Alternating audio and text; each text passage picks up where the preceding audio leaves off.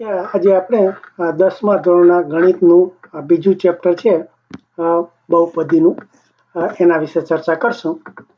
એટલે બહુપદી ખૂબ જ અગત્યની છે. એટલે બીજગણિતનું છે એટલે તમારે છેક સુધી બધે જ આનો ઉપયોગ આવશે. કોલેજમાં જશો ત્યારે બધા જ વિજ્ઞાનમાં કે ગમે ત્યાં આ બહુપદીનો ઉપયોગ થાય. બહુપદી એટલા માટે અને બીજગણિત એટલા માટે કે આપણે જે વસ્તુ શોધવાની હોય એને બદલે એક્સ વાય ઝેડ કંઈક મૂકી દઈએ અને પછી એનું સૂત્ર મૂકીએ અને પછી એનો જવાબ શોધીએ. એટલે સમજ બહુ જરૂરી છે. એટલે જો આપણે પ્રસ્તાવના પહેલો વિભાગની વાત કરીએ છીએ કે આમાં પહેલાં આપણે જે આગલા 9મા ધોરણમાં શીખી ગયા એનું પુનરાવર્તન કરશું થોડું. એટલે આમાં સમજવાનું શું છે કે પહેલાં તો આપણે બહુપદી એટલે શું એ સમજશું. પછી કે બહુપદીના સહગુણક કોને કહેવાય, પછી એના બહુપદીના ઘાતાંક કોને કહેવાય અને બહુપદીના પ્રકાર કેટલા. આ બધી વસ્તુ આપણે શીખી ગયા હતા, પણ અત્યારે ફરીથી થોડું એનું પુનરાવર્તન કરશું. તો પહેલાં તો બહુપદી એટલે શું? આપણે જો બહુપદી એટલે બહુ વત્તા પદી, એટલે બહુ એટલે ઘણી અને પદી એટલે પદ, એટલે ઘણા પદ હોય. ઘણા પદ હોય એટલે ધારો કે આ નંબર 15 છે તો એમાં એક પદ કહેવાય. પણ આમ કહું કે x વત્તા 15 તો એ બે પદ કહેવાય. પછી આમ કહું કે x² વત્તા 7x વત્તા 15 તો એમાં 3 પદ છે. એટલે આ બધા જે છે એ બહુપદી એટલે આવી રીતેના પદ હોય તે. પછી હવે જો એના એમ કે જુદા જુદા અંગો છે. તો આપણે જોઈએ કે પહેલું અંગ શું છે કે બહુપદીના સહગુણક. એટલે શું? તો આપણે ગમે તે એક પદ હું લખું કે 7x² વત્તા 3x વત્તા 17. તો આ 3x એટલે સહગુણક. સ એટલે સાથે, ગુણક એટલે જે ગુણાકાર કર્યો હોય. સહ એટલે સાથે, જેનો સાથે ગુણાકાર. એટલે આપણે જે બહુપદી એટલા જે બીજગણિતનું જે પદ છે, આ એક્સ હોય કે વાય હોય કે એ હોય કે બી હોય કે, એટલે એ બધા જે હોય એની આગળ સાથે ગુણાકાર જે હોય એ એનો સહગુણક કહેવાય. એટલે આ x² છે એક પદ, એનો 7 સહગુણક છે. આ સહગુણક. પછી આ 3x છે, જો આપણે આ સમજશું x² ને x બે આમ જુદા કહેવાય. એટલે આ 3x છે એનો સહગુણક 3 છે. અહીંયા 17 છે એમાં લખ્યું નથી, પણ તમે 17x0 લખી શકો. કારણ કે 0 એક ગમેની માથે 0 થાય તો એની કિંમત 1 થાય. એટલે આ x0 છે. એટલે આપણે લખવાની જરૂર નથી, એટલે બતાવ્યું નથી. પણ આ આખી પદને આવી રીતે 3 રીતે મૂકી શકાય. તો આનો સહગુણક 17 થાય. એટલે એ સહગુણકની વાત કરી. પછી આપણે એમ કે એનો ઘાતાંક કયો? તો આ રીતે લખ્યું હોય કે 7x² પ્લસ 3x વત્તા 17. તો આ જે x ની માથે જે ઘાત છે એનો ઘાતાંક કહેવાય. ઘાતાંક એટલે કે ઘાત વત્તા અંક, એની માથેની ઘાત. ઉપર જે આપણે 10 ની માથે 3 ની ઘાત કરીએ કે 10 ની માથે 7 ની ઘાત કરીએ, જે અંગણિતમાં શીખાતા, એવી જ રીતે કે x ની માથે 2 ની ઘાત. એટલે આ ઘાત વત્તા અંક. અંક એટલે આંકડો. એટલે આ 2 નો આંકડો છે એ એનો આ x નો ઘાતાંક કહેવાય. હવે જો આ x છે એની માથે કશું છે નહીં, પણ આમે ઘાતાંક એટલે શું? આ x² આપણે જો કહીએ તો એનો 1 ગુણ્યા x, એટલે જેટલા ઘાતાંક હોય એટલે વખત ગુણવાના. તો આ 3x છે તો 3x માં કેવી રીતે લખાય? તો કે આ 3 આપણે સહગુણક હમણાં ભૂલી જઈએ. આ x છે તો આ 3x હોય તો એની માથે 1ની ઘાત છે એમ માનવાની, કારણ કે x ને આપણે એક જ વખત ગુણીએ, કારણ કે માથે 1 હોય તો એની કિંમત x જ આવે, એટલે એની ઘાત 1 છે, દેખાતી નથી. અહીંયા જો આ મેં કીધું ને x ની માથે 0ની ઘાત છે, કારણ કે x ની માથે આપણે ગમે તે એક આંકડો હોય એની માથે 0ની ઘાત કરો એટલે એનો જવાબ 1 આવે. એ વસ્તુ આપણે કદાચ કોઈને ખ્યાલ ના હોય, આ 15 છે, 15ની માથે 0ની ઘાત આવે તો એનો જવાબ 1 આવે. 10ની માથે 0ની ઘાત કરો તો એનો જવાબ 1 આવે.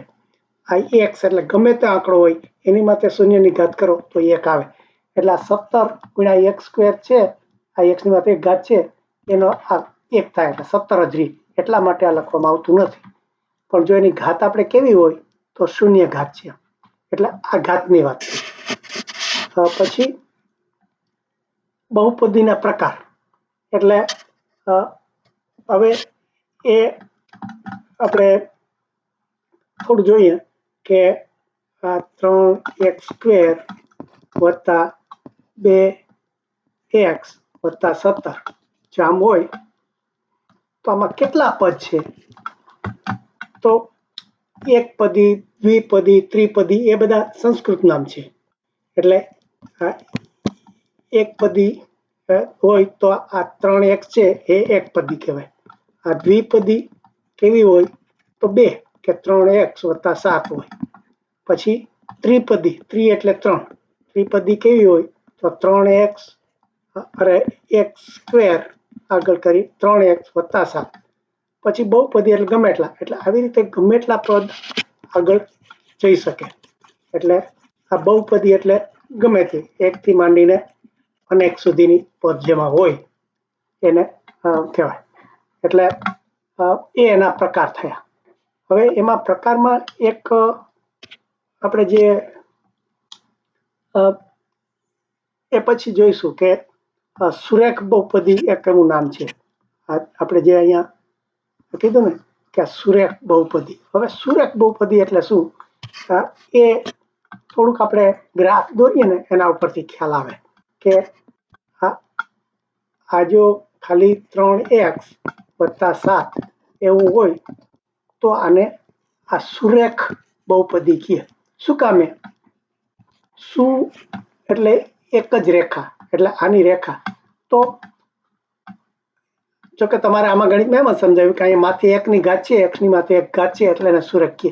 પણ ખરેખર તમારે જો હું તમને એક પ્રોગ્રામ છે એમાંથી બતાવું કે આ તમારે ગ્રાફ દોરવો હોય, જો આમાં હું આ જે છે કે અહીંયા લખું કે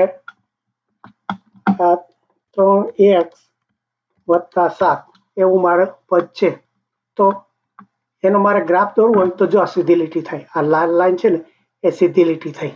એવી રીતે ખાલી x ઉપર એક જ પદ હોય એવું ગમે તે લખો. આ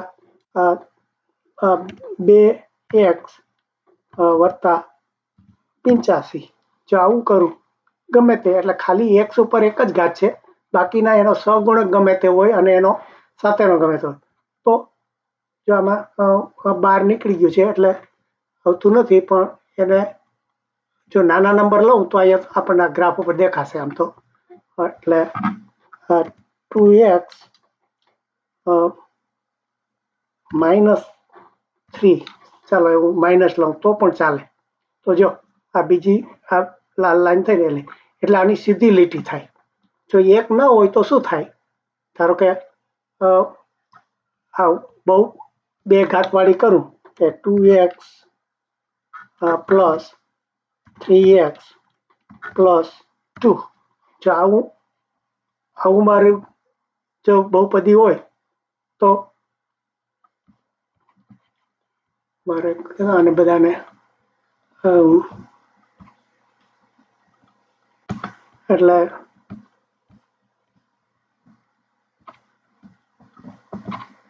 પેલા કાઢી નાખું બીજા. અને એક જોકે અત્યારે આમ તો તમારે બધું આ ડિટેલ શીખવાની જરૂર નથી, પણ આ તો તમને થોડો રસ પડે બહુપદીમાં એટલા માટે આ થોડું વધારે ઊંડે જાઉં છું કે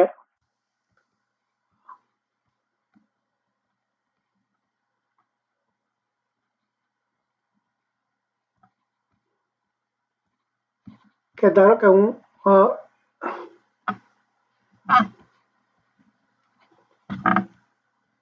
જો આવું ફંક્શન હોય કે x ની માથે આ 2 ની ઘાત વત્તા 3x વત્તા 4, જો આવું મારું સૂત્ર હોય ને એને હું ગ્રાફ દોરું તો જો આ સીધી લીટી નથી થઈ, સુરેખ નથી થઈ, કારણ કે x ની માથે 2 ની ઘાત હોય તો આવું થાય.